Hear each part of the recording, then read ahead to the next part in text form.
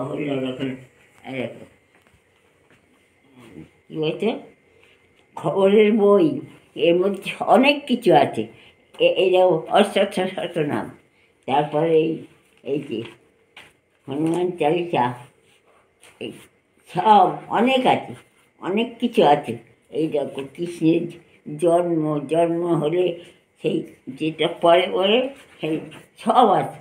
ওই জন্য আমি পড়ি এগুলো। এটা হনুমান চালিসা, রাধা কি মানে রাম সীতার মন স্তব এটা। হনুমানের ওটা হনুমান করে।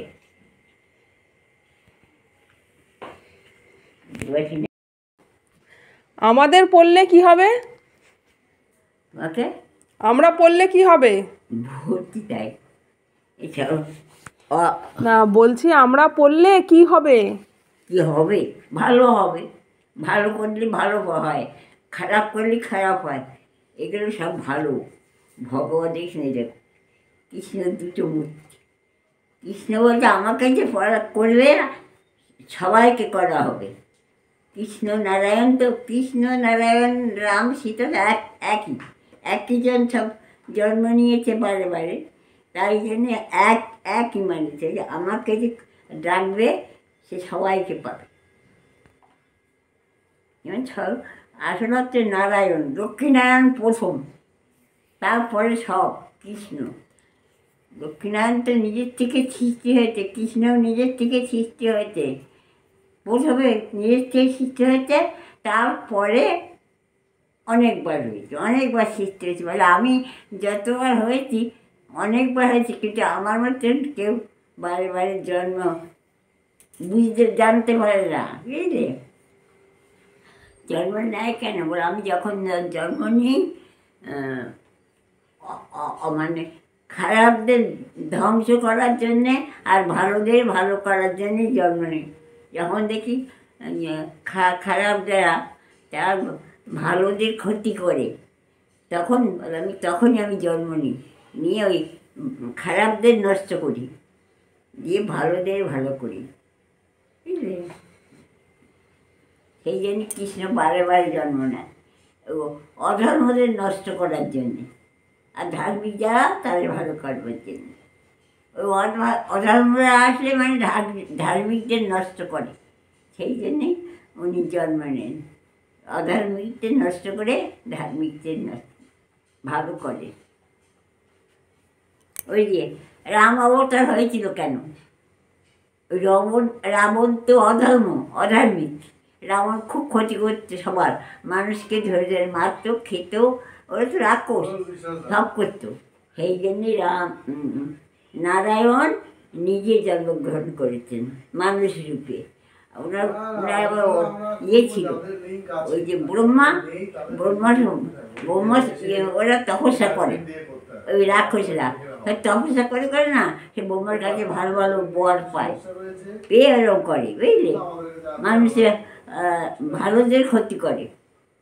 সেই জন্যেই রাম বলে মানুষ ওদের ওই রাবণের ছিল যে নর আর বানর ওর কোনো কিছু করতে পারবে না, আর সব পারবে, কিন্তু সবাই তো করবে। নর বানর তো কেউ তখন রাক্ষস, খাবার জিনিস রাক্ষসরা খায়, সেই জন্য কে করে না। এই ব্রহ্মা বললেন, দেখো তুমি পৃথিবীতে নররূপে জন্মগ্রহণ করো, নররূপে জন্মগ্রহণ না করলে তুমি রাবণকে মারতে পারবে না। সেই জন্যই নররূপে জন্ম, ওই রাম অবতার হয়েছে নররূপ। উনি নারায়ণ, কিন্তু উনিও নারায়ণ, ইনিও এই কৃষ্ণ তো নররূপ হয়েছে কেন বলতো? ওই ইয়েকে মারার জন্য। ওই কংস তো শত্রু, কংস মানুষের ক্ষতি করতো, সেই কংসকে মারার জন্য ওনার জন্ম হয়েছিল।